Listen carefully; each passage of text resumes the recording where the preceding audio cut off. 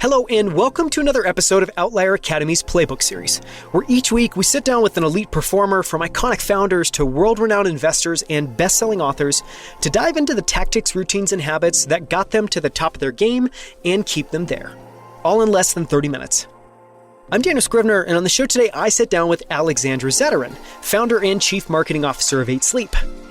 Alexandra grew up in Tijuana, Mexico before coming to the United States and eventually founding 8 Sleep with co-founders Mateo and Massimo. In this episode, we explore Alexandra's nightly sleep routine, as well as her favorite books, daily routine, superpower, and so much more. You can find the notes and transcript for this episode at outlieracademy.com/91. And you can learn more about 8 Sleep at 8sleep.com or by following 8 Sleep on Twitter. With that, please enjoy my conversation with Alexandra Zatarain of 8 Sleep. Alexandra, thank you so much for joining me again on Outlier Academy. Yeah, I'm excited to be here. So we're going to focus more in this conversation around tactics. And, given that obviously you've spent a number of years building 8 Sleep and that sleep is very important to you, I thought an interesting place to start would just be to ask about your sleep routine. Can you kind of talk about, I guess some of the questions that spring to mind is like, do you use, blue light blocking glasses? What's the light like in your bedroom? Just talk a little bit about the setup in general. Yeah, I actually have my blue light blocking glasses right here in my desk drawer. So I use them usually in the evenings when I start, around 5, 6 p.m. I feel like it definitely helped my eyesight relax a little bit and feel less of a strain. But I'll describe to you, if you're chatting today, it's a Friday, if I'm not mistaken. I don't even know what day of the week it is, but Friday nights, I love Friday nights because I feel like I can disconnect a little bit better in the evenings. And so generally what it looks like is I would stop working at the computer at around maybe like 7 or 7:30-ish if it's like a normal week and we're not in some product launch mode or campaign launch or no fires. And so just making sure that even if I remain connected to my phone, that I'm not at the computer, that I get some movement if I didn't work out in the morning, like try to get a workout or go out for a walk, something like that. And so I really think that that's when my bedtime routine starts and how you unwind and disconnect from your major sources of stress. Then would do dinner. And right after dinner is when I would take my sort of Friday night treat, which is my House of Wise sleep gummy. I talk about it a lot on my Twitter too, because it is my favorite supplement for sleep. I love to pair that with my pod. And yeah, it's just really that. We will do like a tea to warm up, especially for women. Temperature during the different times of our cycle may change. There may be times of the month when you feel colder, you feel very hot. And so sometimes I find like taking a relaxing tea in the evening helps me warm up a little bit, which is important in order to fall asleep. For me personally, I need to be a little bit warmer because I'm generally colder in my extremities. And so finding that balance took me a while. Now it has become part of my routine. By the time I go to bed, I'm pretty relaxed between my sleep gummy, if I haven't fallen asleep on the couch already, and my tea, and my pod is waiting for me at my temperature, which is generally warm. So my pod levels on my side of the bed will start at around like a +3, +4. We have levels based on those numbers, and then it'll cool down a little bit in the middle of the night, and then it'll warm up again in the morning, like around 3, 4 a.m. I generally get pretty cold. So just the fact that my pod is adjusting helps me really stay asleep. And that's really it. Like I don't do anything else. And it's mainly because I have become really rigid with my routine. So I go to bed usually between like 9:30, 10 p.m. Honestly, since we moved to Miami, we go to bed a little bit later and wake up a little bit later. That's just probably the Miami life, but not too late. Like at the latest by 10:30, we'll be in bed and wake up naturally. Usually don't need an alarm because my body's just used to it. So I get to bed, I fall asleep and stay cozy all night.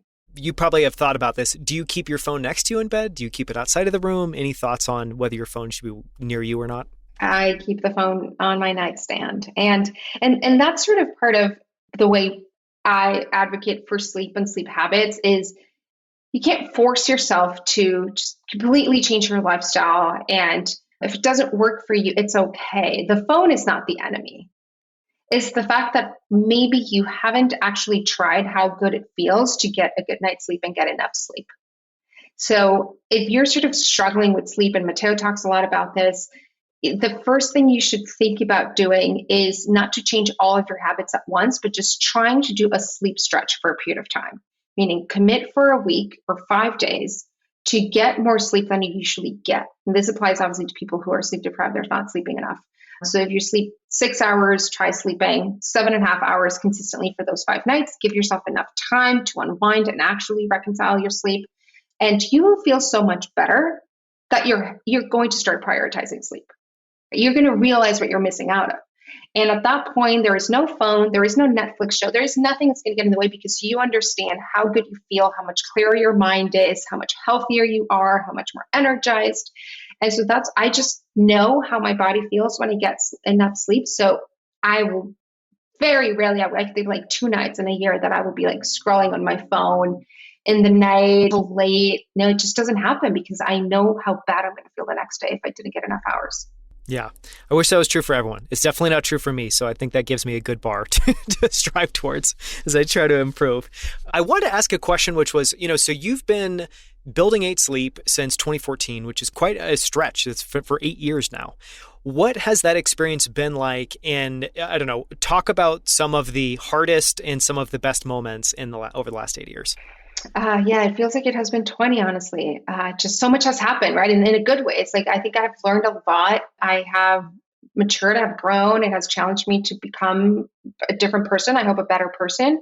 So it's been really exciting. Obviously, the hardest moment, I think, for any or most businesses that went through early 2020 was that period of time. It was very challenging. And so we went through team cuts. We went through complete restructuring of how we run our marketing and our customer acquisition and how we think about our business and the next steps of our business. And that was very, very challenging. And it was a time when we were just running on fight or flight, and you fight for it all. And it was very emotionally draining. And I think that the team that went through that period with us did an amazing job at staying focused on the why we do this and our mission. And yeah, I think we all have scars from those times, but it made us stronger. And definitely, I would say the highlights are every day when we wake up and there's someone talking about 8 Sleep, and they say, well, I just had my first night, or look at my score, or I missed it because I'm traveling, right?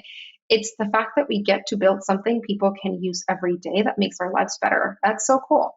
Yeah. Well, as we talked about in the kind of deep dive interview, the tide has changed enormously over the last 8 years, where no one used to be talking about sleep. It wasn't something people were prioritizing. People wouldn't even share whether they got a good night's sleep, or not. And so, yeah, a lot of the attitudes have changed around that, which is amazing. And now I see people talking about 8 Sleep all the time. So you've clearly done a good job.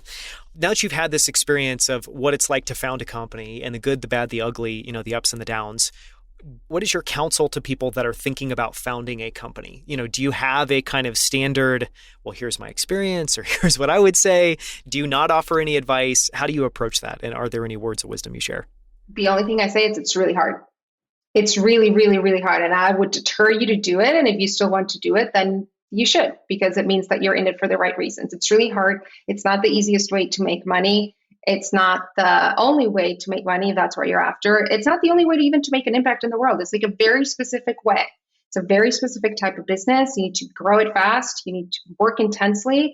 So it's not easy. That's what I would say. And if you're still convinced after you hear that, then go for it. Yeah. Yeah. Which I think is another way of saying, like, don't fall for the sexy allure of what it's like to run a startup, because the reality is it's nothing like that. Yes, correct. Every founder knows. I want to talk a little bit about you. And one of the things I wanted to ask is what your superpower is. So at 8 Sleep, you obviously focus on brand and marketing. I don't know. I can make some guesses of kind of why that is and why your brain's wired that way. How do you think of your superpowers, and how does that show up day to day? Yeah, superpowers. I would say, and I would think from what I believe other people in my team think of me, is that sort of different perspective. Like, my brain is definitely more creative or in tune with the person side of a consumer, trends, emotions, culture, beliefs, communication, messaging. And so when I'm brought into a conversation, whether it is a new technology we're developing, a new feature we're releasing, or a backlog in our operations or supply chain, and I immediately think, what is the message here? How do we communicate it? Why does this matter to our customer? And that's part of my default. And I think that's my strength and my own job, right? Because I have to do that every single day. And that's the value that as co-founders, we each have a different strengths. And so we were able to complement each other, especially in the early days when you have a small team. Yeah. Clearly, if you're dealing with, a tricky situation and your first thought is, what's the message and how do I share that? You're in the right role of kind of being responsible for brand and marketing. On the flip side, what do you feel like you've struggled with? And that can be over the last 8 years as a founder. If there's things you felt like you were butting your heads up against over time. Yeah. What would you share that you've struggled with and how have you worked around that? Or just said, okay, I'm not going to focus on that. I'm going to find other solutions. Yeah, no, I think that there have been a lot, and I have been pushed to learn about it, a lot of areas, even in my discipline within marketing, that were new to me, and I have had to learn them to a certain extent. And then, obviously, you hire experts that would know more, or will want to be more specialized in that area, and that's totally fine. But you still need to understand them; it's still your job, right, to be able to oversee them. I honestly would say that the hardest part of the journey as a founder is that you're constantly outside of your comfort zone because you can't be good at everything. But you're going to encounter problems in a lot of areas of the business, challenges, problems, opportunities. And so you need to become good, or at least have a strong opinion about it pretty quickly. You don't have years to figure it out. So you're constantly outside of your comfort zone. So the biggest challenge is probably emotionally. That is where it's an emotional roller coaster. A lot of founders speak to imposter syndrome. I just define it as like that feeling like you're outside of your comfort zone all the time. And so you just really sometimes don't know, and you have to be, I think, lucky enough to be surrounded by other people who can guide you. Advisors, mentors, investors, peers, because that is the way to learn the fastest. Go out to the people that have been through that problem or a similar problem. If they share their knowledge, you're able to, and you learn really fast, which I think what makes great founders. You need to be able to learn really fast and make your own opinion out of the opinions and experiences of others, and then apply it into your business. And that's how you grow quickly. But that challenge emotionally of always feeling like you're on your edge is the hardest part to handle. And I've certainly felt it. Yeah. And I love that note. And, it makes me think, what is your advice, or what has been your strategy for getting over that? Because, I think I've had that experience as well. And, there are different approaches. Part of the belief I have is that people just need to live with that discomfort and it gets more comfortable over time. Maybe you share that belief. I don't know, any advice for people feeling that, or anything you did that maybe helped you work through that discomfort? Yes, I have focused in the last couple of years on just flipping my perspective on it, and I find joy in the process. So rather than feeling like this is a burden and, oh my God, I don't know how to do this, I need to go find people who do, I need to learn about it, I say, wow, what an amazing opportunity I have to learn how to tackle this challenge. And if I learn, then the next time I'm confronted with it, I'm going to know how to do it. But also it's going to help me figure out frameworks for similar challenges in the future. So I just see it as an opportunity. I certainly wasn't doing that in the earlier years. I think also when you're younger, you're more arrogant and you think you know. And so I was not really going out there and learning from others as much. It's like, I'll figure it out. I'll read a little bit. I know how to do this, right? And you're young, you have that thing that you just think you know it because like you got a degree in school that is vaguely resembling what you're doing today. And so, yeah, it was a process to change my attitude towards it, but especially in the last few years has been a complete mindset shift and even how I think about it. And I turn it into a positive. I love that shift because one, it's a good reminder that at any point in time we can do that. We can just say, I don't need to feel this way. Let me put on this pair of glasses or this kind of frame. I love that piece of advice. On the habits and routine side, we've talked obviously about your sleep routines, but when it just comes to day-to-day things that you do that help you show up as your best self, both at work and at home, what do you do? And, I think part of what I'm trying to ask there is, one, if you have an elaborate routine, we could just certainly go through that. But I think it's like, what are there a handful of things you do that really move the needle? And what are those? Most important ones, sleep, not kidding. It really is the number one. Physical movement.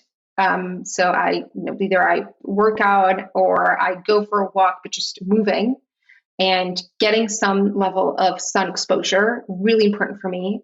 We moved over a year ago now from New York to Miami. Miami is a blessed, sunny place, and it's made a huge difference in just my energy levels, my attitude, my positive attitude when I'm able to get some sunlight, even if I'm working, have my windows open, seeing the sun.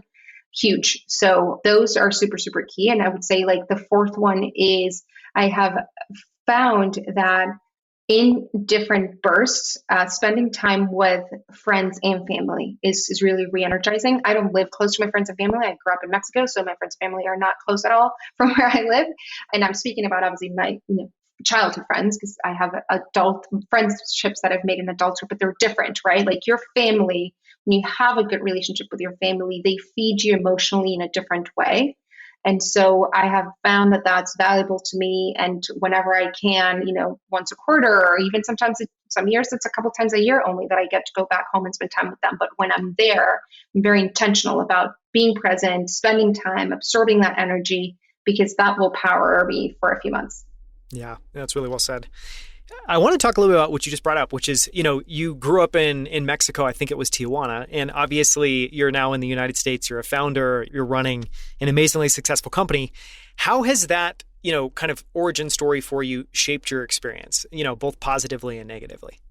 How it shaped it. I mean, obviously it made me who I am. I grew up in Tijuana. I was there for 18 years of my life and I left for college, but it's a very specific place, I would say, in Mexico. Tijuana has its own sort of culture, border culture. You grow up in between these two worlds. You get exposed to American culture from very early age. And so I think that I benefited a lot from that, from growing up in right on the border, from being able to understand these two worlds in a very deep way, because by the time that I moved to the US, it wasn't this strange foreign place. I was born in San Diego too, so I'm very lucky that it was an easy process to move to the US and be able to work here, because I am a US citizen. And so I think I benefited a ton from that. One of the other things I've identified that really shaped me of my upbringing in Tijuana is sort of that resilience. When you grow up in a place that is certainly not perfect, most places are not, but Mexico is a country with a lot of things still to be solved, a lot of challenges that come with living there, with starting a business, with, in all respects. And so I just grew up seeing my parents or people around me never giving up. Like, you have to find a way to make things happen. There's always a way, there's always a route, there's always someone you can talk to. There's always someone also that's going to help you. So culturally, people are always helping each other. And I think that also shaped my approach to that resilience of my default in any situation is, I'm going to find a way to fix this, because I know that there must be.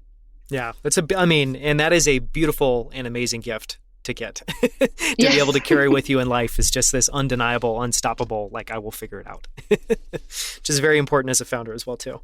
We talked in the, deep dive interview about the importance of, I think the book was called Get to Aha, if I'm getting that right, by Andy Cunningham. Correct. And we'll link to that in the show notes.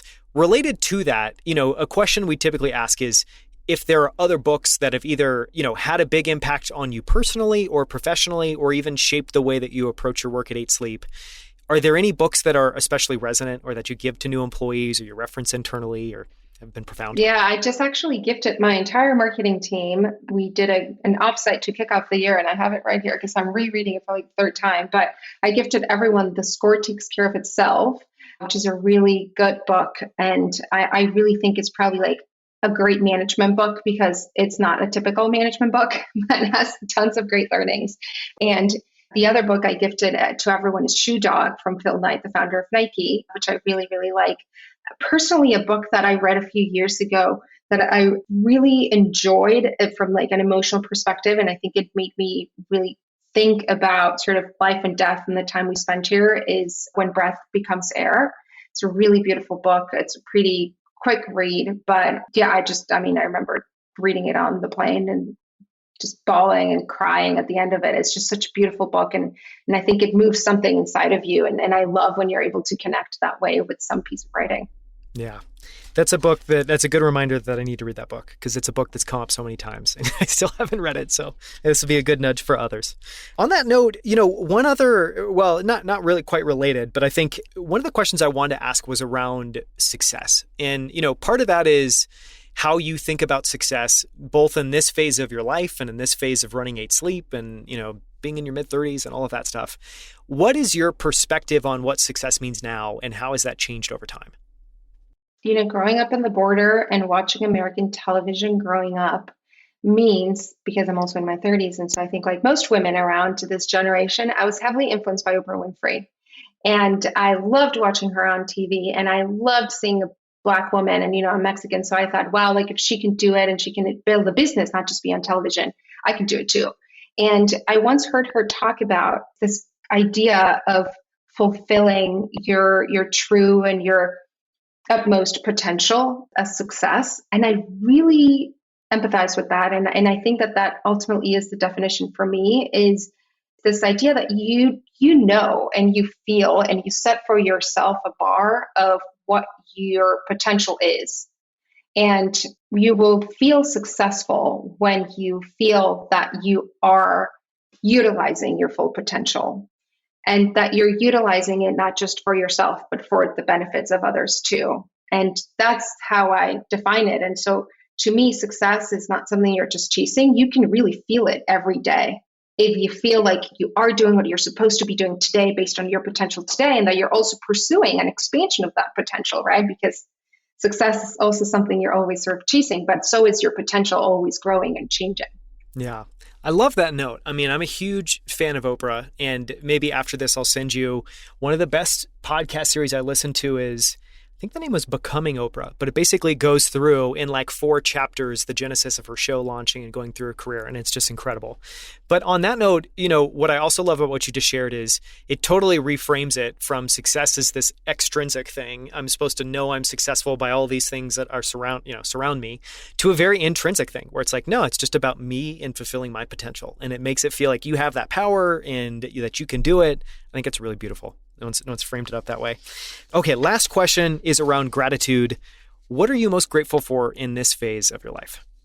Health, 100%. I think health has become the one thing I think is the only thing that matters.